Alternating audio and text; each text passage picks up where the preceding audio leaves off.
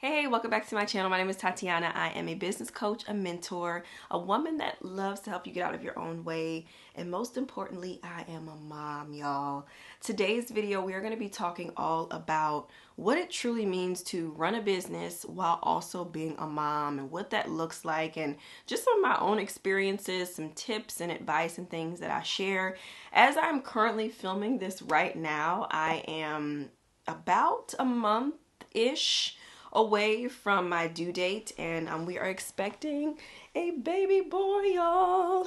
Okay, like let's just have a moment. Okay, let's have a moment for the belly.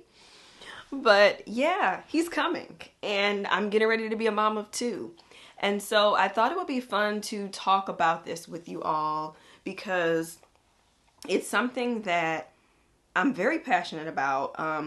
I pride myself on trying to be the best mom I possibly can be for my daughter. She's currently 6 years old right now.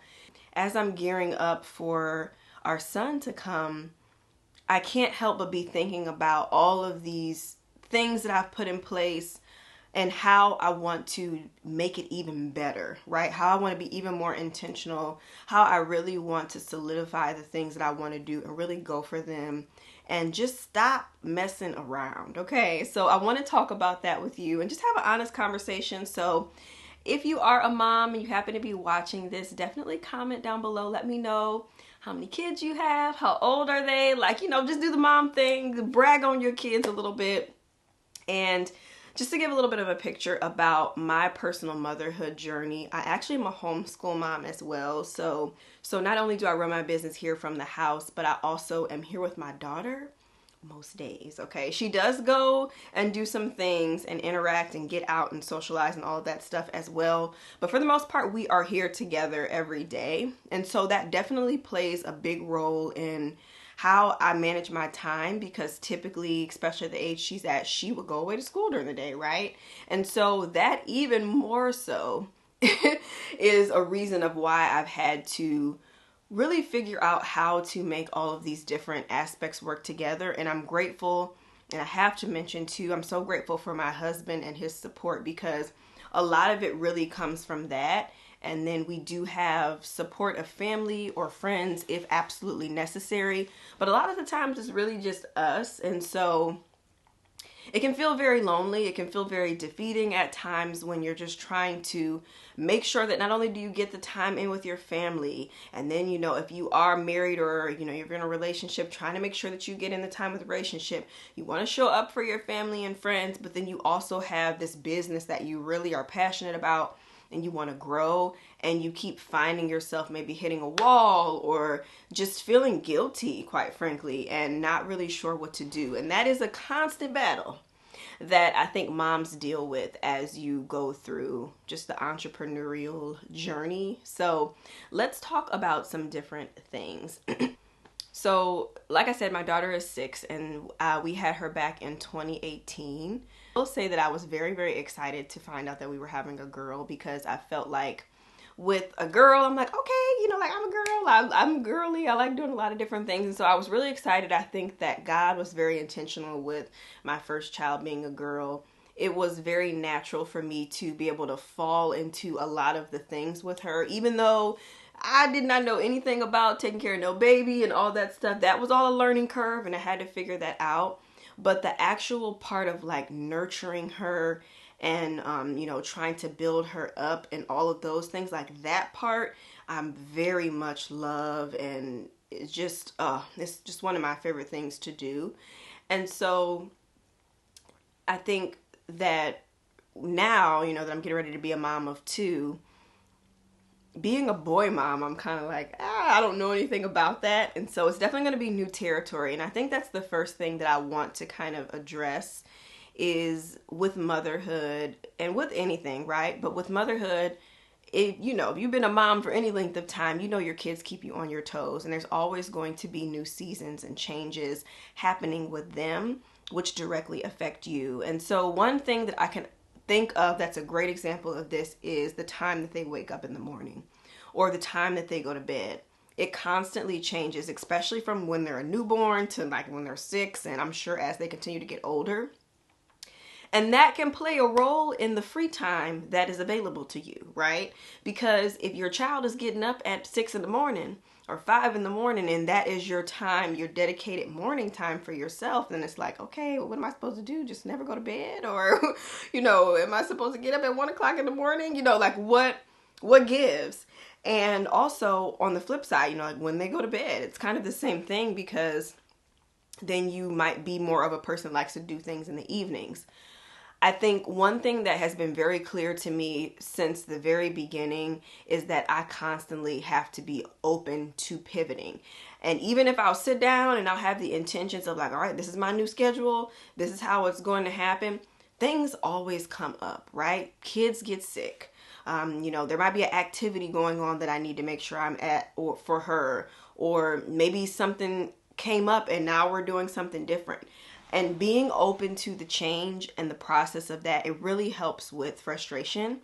It helps with you not feeling like you're failing at your goals and the activities and things that you want to do for your business, because you are just simply open to the fact that things can change at any time. You know how they'll say like to be determined, like some stuff is just going to be determined when you are in that moment on that day.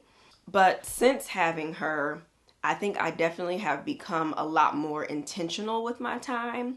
And so even if sometimes I'm not sure how it's going to look, or if, I have a plan of doing something and then something kind of shifts it, when I do finally get that time, I have to be very efficient with it. So there's no more messing around. Yeah, I might scroll or do something for a couple minutes or whatever the case is. But it's like, if I know I only have an hour to get something done, I'm going to do it. I'm batch recording video. I'm kind of in like a batch recording season right now. And I have some time set aside. And that's what I'm focusing on, even though there's a lot of other things calling me and distractions and fun stuff. I'm like, no, if your business is important to you and if this is something that you prioritize, when you finally sit down and you have the time, you have to use it wisely. And that is a big thing that a lot of people get hung up on, So my encouragement to you in that is to make sure that when you are planning out what time you're going to have, make sure you already know what you're going to do when you sit down and do it. Don't just kind of leave it open to whatever, to be like, okay, well, I know I'm going to get some work done in the evening. And then you sit down and do the work and it's like you're looking at all of these things you have to do.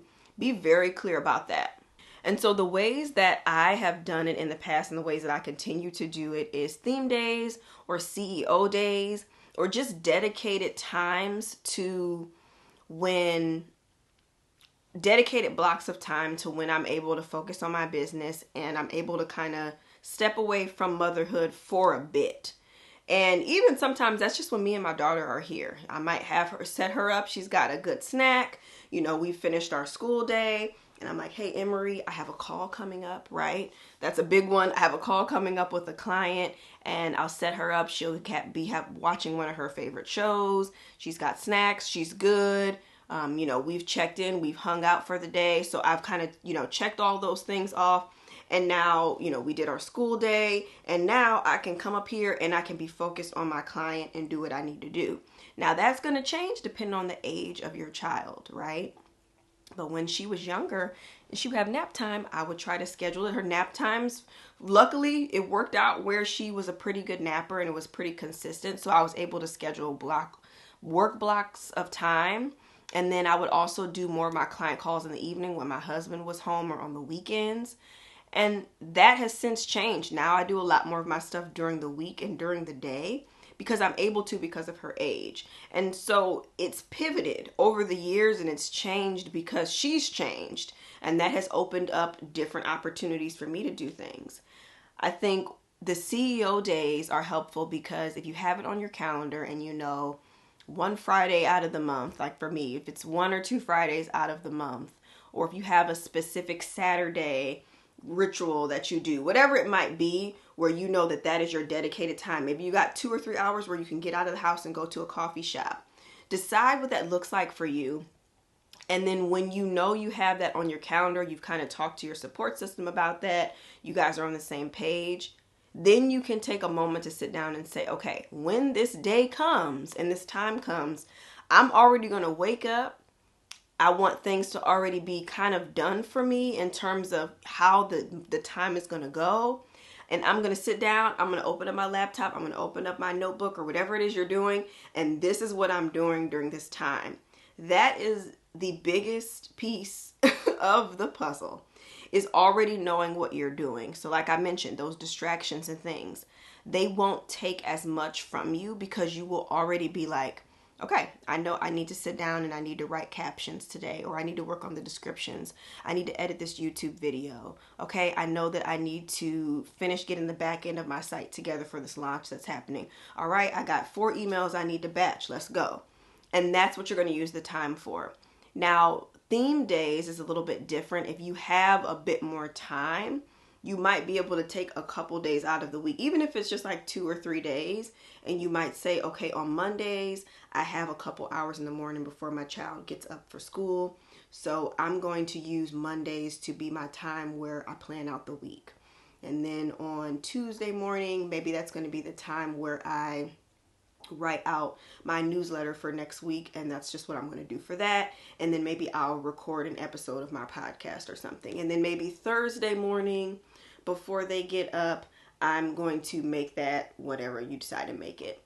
That's kind of how the theme days work. Versus a CEO day doesn't necessarily happen multiple times a week. It happens a little bit less.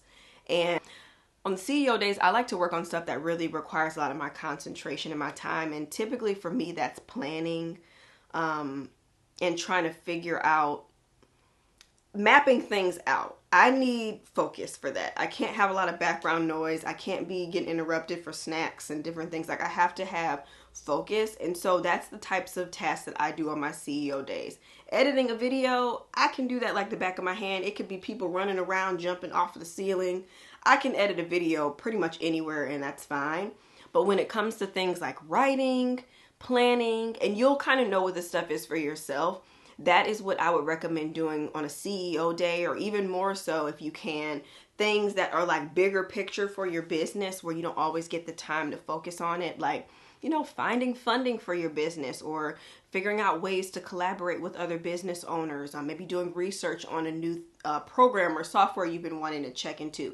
That might be what you use that time for. So whatever it is, just address it and already know, like, okay, this is what I'm doing on this day. And that will help you so much. And it has helped me so much over the years to be productive and really get things done and just continue to be consistent in my business. That's not always perfect because honestly, things change, right? I'm not perfect. I procrastinate. Sometimes stuff is not always planned out. But essentially, that is the goal of what I try to reach for.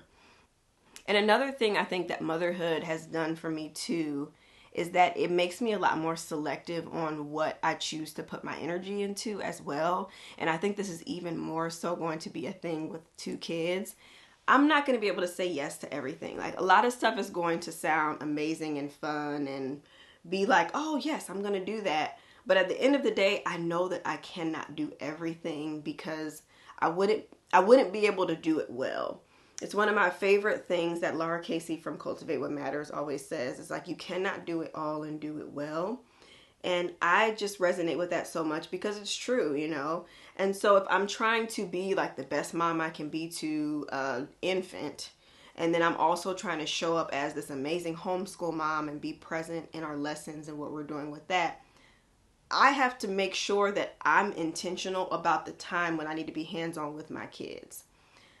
And so that's where it's just important about being intentional with what you actually do with your time and making sure that it's something that makes sense, you know, whether it is something that brings you joy and you really love it, and that it's something that is actually bringing you income and it makes sense for you to put your time into it, so that even if it is a situation where, like I was saying, you know, like work might bleed into something for a hot second, it's a reason, right? It's not something that makes no sense. Like if it's responding to an Instagram comment that someone left, I don't need to stop what I'm doing to do that.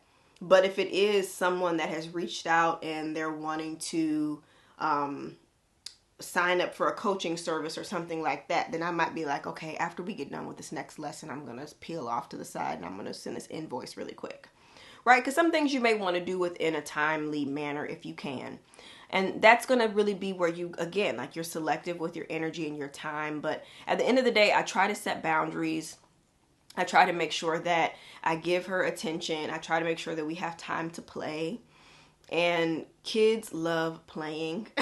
She is totally in the imagination and play phase right now, y'all. And it can be a lot. It can be a lot. Like being a parent of one kid is a lot because they need a lot from you. Being a parent in general of any amount of kids is a lot. But I feel like of one, they just really need a lot more of your attention because you are kind of like their playmate as well. And so me and my husband are always laughing. We're like, girl, how many times you want us to keep playing with you, you know? So it's something where I try to navigate. I'm like, every day I'm like, okay, let me make sure I at least give her time, 15, 20 minutes for us to, you know, play, imagine. I'll sit and listen to her stories she's telling, whatever the case is, because I want to make sure that she does feel seen and that she does feel loved and cared about, right? And the things that, even though to me, I'm probably like, you know what? But I want her to feel like I care about the things that she has going on and that she's talking about, because that's important to me. And I think that that's where I set up those boundaries, you know. So like when we're doing our homeschool time, it's pretty rare when I'm doing work stuff. Like I would say I'm almost never doing work stuff. Like that's our block of time. That's us. I'm locked in with her. You know, we laugh. Sometimes we getting on each other's nerves, you know, whatever the case is. But regardless, I'm locked in, okay? And that is our time. And I really try to make it special when we are together. I try to like add in little things that make it fun and exciting, that connect us, that allow for us to have conversations. And I think that that has really helped me a lot too, because I'm like, okay, well, I know we've had that time and it's always helpful. And I always like to give her some time too, where we'll get a little bit of like play out and stuff even before we start our homeschool stuff for the day, because our homeschool stuff only takes us like a couple of hours, maybe like 2.5 hours at the most. If it's a little bit of a more challenging day, maybe 3 hours, but it's really not too bad. And we're usually done around lunchtime, so that gives us like the whole afternoon to just kind of unwind, do whatever we want to do. That's typically when I'll get caught up on like stuff around the house, and I'll get some business stuff done. I'll hold calls. I do a lot of my membership calls in the evening. So you kind of make it work and you figure it out. But I think the biggest piece is that mom guilt is real, okay? You know, it's not going anywhere, but you can combat it with boundaries. And as long as you are showing up for your child, and when you are with them, you are giving them your quality time, that's all that matters. You know, I feel like there are so many things that we see online, and it can make us feel like, oh, I'm not doing enough. I'm not doing all that. I'm not going all out to, you know, do all these things, have all these things, buy all these things. They just want you. And even though, I mean, this girl, she always asking for something, y'all. Okay, so don't get me wrong. She's always asking for something. But at the end of the day, there's nothing like us sitting down with her and playing. There's nothing like me, you know, getting creative with her, imagining things, running with the story with her. I love reading with her. Like all of that stuff is quality time. And kids, that's what they're going to remember. That's what they really love about it, right? And that's even, you know, like as I think back to when I was a child myself, I think back to those moments, you know, of me spending time with my parents. I didn't really care if my mom was doing laundry or cleaning up the house. I remember the times where she saw me and we talked about whatever I was dealing with. I think about those times, and that is really where I'm able to pull that in and try my best to do it. You know, we're not perfect. We never will be. And I think that to take that cape of perfection off, I give you the permission to do that, because it's hard to be perfect in this world. You just can't be. And especially as a parent, because again, you know, kids are constantly changing. And so with that, you need to have grace. You need to have God. You need to have a support system. You need to have the belief within yourself to know that I was called to this role of mother for this child or this group of children. And I'm going to do my best, you know, to show up in the way that I can. But I also have these other aspects of myself that I want to do as well. And that is okay. It's okay to show your kids that there's more to you. as a person. You know that you have dimensions to yourself, and you know, sometimes you have to turn off the other things and focus on the business. And I think the older that my daughter gets and I'm able to explain that to her, it helps. It helps. But the biggest way I've been able to get over the mom guilt is to just set up boundaries. You know, if we are in the middle of doing something, I'm not going to just answer my phone just because somebody called, you know. Or if we are getting ready to, if we're, you know, we're in the car, we're having a good conversation, and I'm like, ooh, I really wanted to listen to this video, I'm going to let my daughter talk and tell me about her day and all of that stuff. Like, there's just certain moments where I don't want it to be missed because I'm trying to think about the next thing that I have to do. And there's sometimes I forget, right? There's sometimes I fall into the routine of life that is normal. But I encourage you, whenever you can, if it's not something that you have to do immediately, that you can drop and give your child that love that they need, when it comes time for you to sit down and do the stuff for your business, the guilt, it might still be there, but then you can think like, oh, you know what? I did do this yesterday, or, you know, I did do this earlier today, or, oh, I am taking her to do this later this week.